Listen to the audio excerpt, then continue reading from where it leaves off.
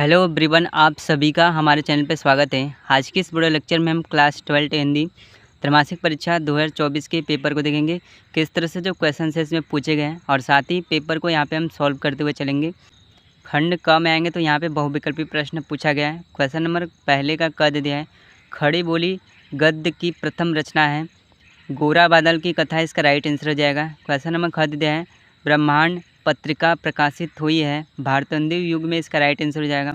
Question number ग दे दिया है, गोदान किस विधा की रचना है, उपन्यास, इसका राइट आंसर हो जाएगा। क्वेश्चन नंबर घ दे दिया है, छायोत्तर युग का प्रारंभ माना जाता है 1938 ईस्वी में, इसका राइट आंसर हो जाएगा। क्वेश्चन नंबर अंग दे दिया है, नगरीय प्रचारणी सभा के संस्थापक हैं श्याम सुंदर दास, इसका राइट आंसर हो जाएगा। क्वेश्चन नंबर दूसरा दे दिया है, हिंदी साहित्य का प्रथम कवि माना जाता है सरहपा, इसका राइट आंसर हो जाएगा। क्वेश्चन नंबर दूसरा का ख दे दिया है, कामयानी के रचनाकार हैं जयशंकर प्रसाद, इसका राइट आंसर हो जाएगा। क्वेश्चन नंबर ग दे दिया है, सुमित्रानंद पंत सुकुमार कवि हैं प्रकृति के, इसका राइट आंसर हो जाएगा। क्वेश्चन नंबर घ दे दिया है, कठिन काव्य का प्रेत कहा जाता है केशव दास, इसका राइट आंसर हो जाएगा। क्वेश्चन नंबर अंगद दिया है, हिंदी साहित्य में किस काल को स्वर्ण युग कहा जाता है, भक्ति काल को, इसका राइट आंसर हो जाएगा। इसके बाद क्वेश्चन नंबर 3 में आएंगे तो यहाँ पे मैं 10 नंबर का गद्यांश पर आधारित एक पैसेज देता है और इसी में से यहाँ पे इस पैसेज का क्वेश्चन आंसर यहाँ पे हमें लिखना होता है। जैसे यहाँ पे अ वाला क्वेश्चन यहाँ पे पूछा है, पाठ का नाम और लेखक का नाम हमको लिखना है। सबसे पहले इसको मैं अच्छी तरह से पढ़ लेना है,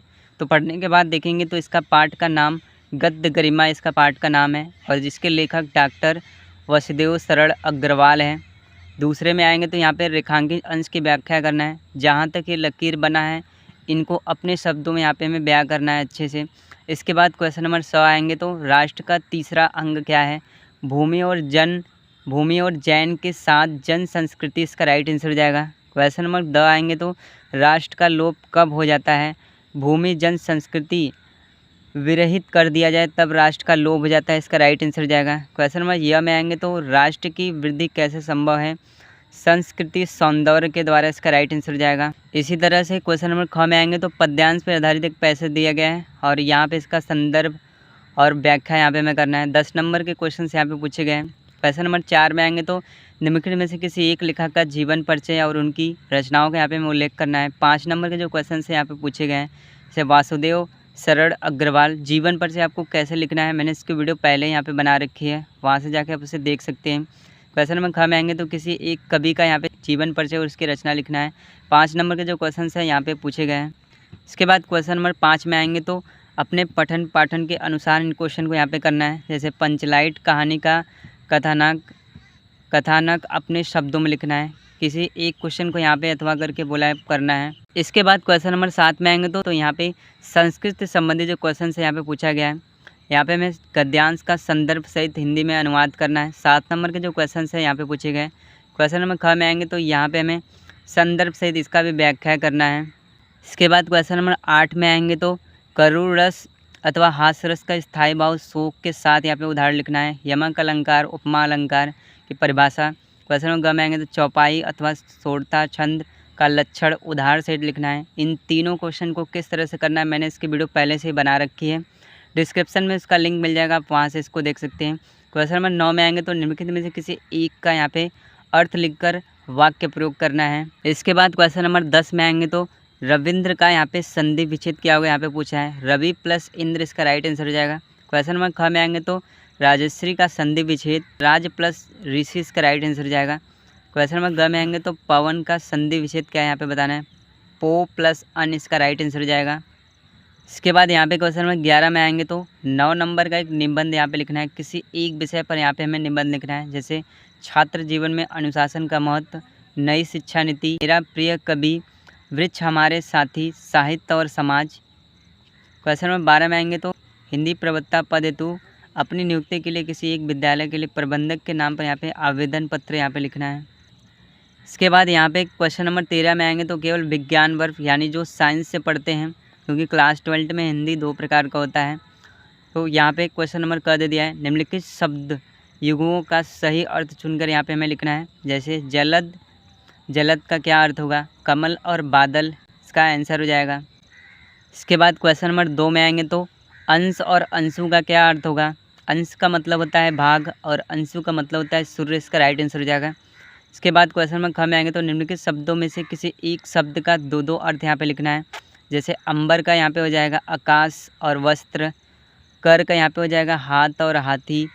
क्वेश्चन नंबर ग में आएंगे तो किन्हीं दो वाक्यांशों के लिए एक एक शब्द यहाँ पे हमें लिखना है। जैसे जिसके पास कुछ न हो उसको अकिंचन बोला जाता है, जो बूढ़ा ना हो उसको अजर बोला जाता है। इसके बाद क्वेश्चन नंबर घ में आएंगे तो निम्नलिखित शब्द रूपों में से किसी एक का विभक्ति और वचन यहाँ पे लिखना है। जैसे आत्मना का प्रथमा विभक्ति हो जाएगा आत्मा। इसके बाद क्वेश्चन नंबर अंग में आएंगे तो किन्हीं दो वाक्यों को शुद्ध करके यहाँ पे हमें लिखना है। जैसे हमें गुरु का आशीर्वाद मिला, इसको शुद्धकरण करेंगे तो यहाँ पे ऐसे बने गुरु जी ने शिष्य को आशीर्वाद दिया। इसके बाद यहाँ पे केवल दो ही करना है। जैसे मैं पुस्तक पढ़ा हूँ, मैं किताब पढ़ता हूँ, इसका राइट आंसर हो जाएगा। इसके बाद क्वेश्चन नंबर 13 में आएंगे तो 13 का क्वेश्चन नंबर क यहाँ पे दे दिया है। आजन्म में समास है, अव्ययी भाव समास, इसका राइट आंसर हो जाएगा। क्वेश्चन नंबर ब दे दिया है नीलकमल में समास है, कर्मधारय समास, इसका राइट आंसर हो जाएगा।